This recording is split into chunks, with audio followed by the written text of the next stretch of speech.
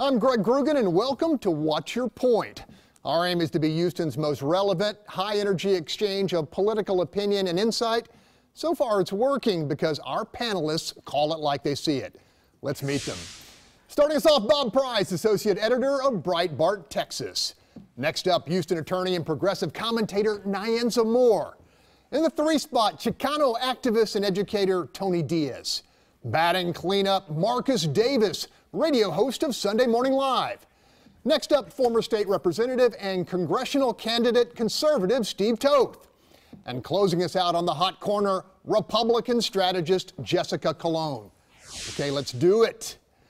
The 45th president of the United States has moved past the milepost of 100 days in office. Donald J. Trump has called it the most productive in American history. In the win column, the commander-in-chief placed a conservative justice on the Supreme Court, launched missiles against genocidal Syria, and issued a barrage of executive orders. But on the flip side, the president's initial attempt to repeal and replace Obamacare proved an epic fail, and the list of full and partial policy flops has grown longer with each passing day. China, NAFTA, NATO, just to mention a few. Shunning the press corps that he's publicly demonized, the president chose instead to share his 100th day with the kind folks who put him in office. Together, we will make America strong again. We will make America wealthy again. We will make America prosper again. We will make America proud again. We will make America safe again.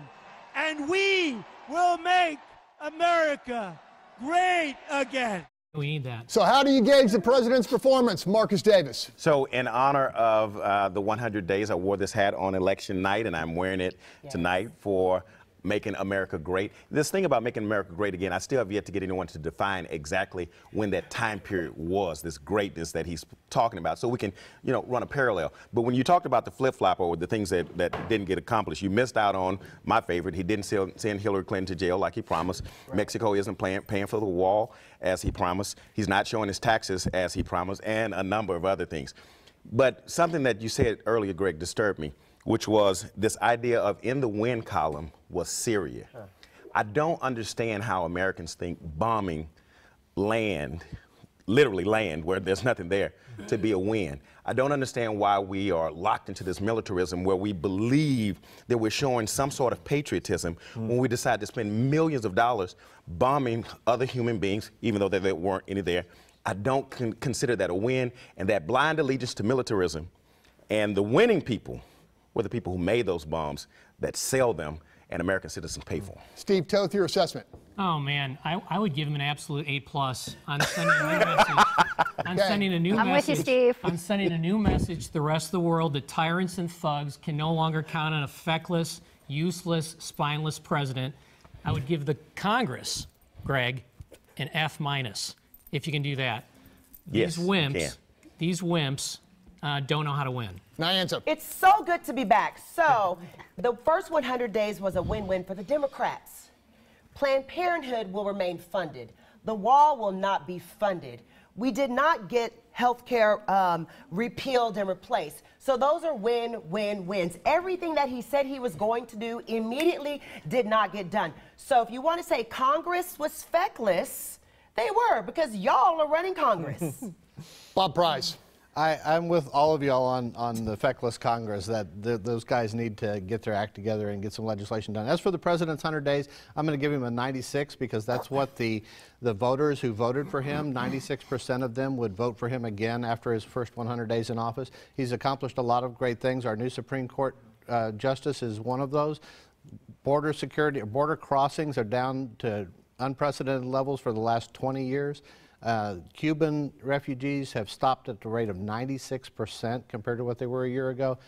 We've made a lot of progress on the immigration. We haven't built a brick of wall yet. Okay, I'm going to move to another subject real quickly, and that is it looks like we've avoided a government shutdown with a budget deal that does not have a penny for building the border wall. Tony Diaz, what does that mean? You know, it's wonderful. It means that this border wall, which is a bunch of nonsense, isn't going to happen, just like Trump care didn't happen, because we have a president that is not learning from his mistakes.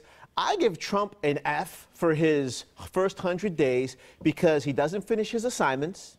He takes credit for other people's work, and he hasn't learned from his mistakes. So instead of him thinking, I think I'm going to understand how government works, he wants to get rid of the Ninth Circuit Court of Appeals. He wants to get rid of freedom of speech. I'm scared that we've elected our own Julius Caesar, and 1,000 years from now, people will look back and say this was the end of democracy when we elected our own little tyrant. A clear-eyed assessment from Jessica Colon. Well, first we want to say hello to our best buddy, Wayne Deltrafino. We're glad you're on the mend, bud. Welcome back real soon to the show, and especially at the 10:30 time slot. But back to Tony's point, and we're going to talk about this later. Senator Ted Cruz has a great idea of how we should fund that border wall, and we'll be discussing that. But the fact that we don't have the complete funding solution at this point in time, Obamacare took months and months and months, well over a year to get done. Reagan's tax cuts took well over a year to get done.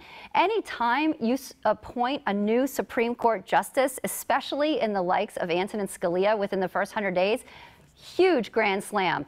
And this border wall, it's going to get done, and it will be funded, and Mexico will pay for it in some capacity. And we're going to see what happens along the way here, Tony. But first 100 days, A+. I agree, Toth. Jump in, Mark. I think it's unfair to try and grade. I don't think Democrats or Republicans should be, let's give them a grade, let's give them a grade, let's get. And I don't think the A is, I think the A, I'm sorry, brother, but that was way off base. And I don't think the F is right. I think what we should be doing is trying to find a W, a win for American citizens. If we continue to try and muddle this down to, well, he didn't do this, he didn't do that, and he didn't, then Americans lose. But I will tell you this, and I got to go back to his point about people around the world being afraid now that America's dropped a bomb. I'm sorry, brother. I didn't say afraid. Well, respect us, but that does absolutely nothing. Why? How do I know? Kim Jong-un dropped another, did other missiles right after that, and Assad is continuously killing people, including children. So there was no lesson learned, except we paid for it. This budget deal has $1 billion plus for border security. Bob, do you think the Border Patrol you work with sometime are happy with that? I think that they're pleased that there's more money being spent on that. They're hiring 10,000 additional ICE agents for interior enforcement, 5,000 additional Border Patrol agents to help secure the border. They need help down there. There are less Border Patrol agents along the entire border, north and southern border, than there are New York City police officers. And so we need a few more agents down there. As for the funding of the wall, that's going to get done. I'm disappointed it's not in this initial. The Congress needs to quit worrying about whether there's going to be a government shutdown and worry about doing what the voters put them there to do.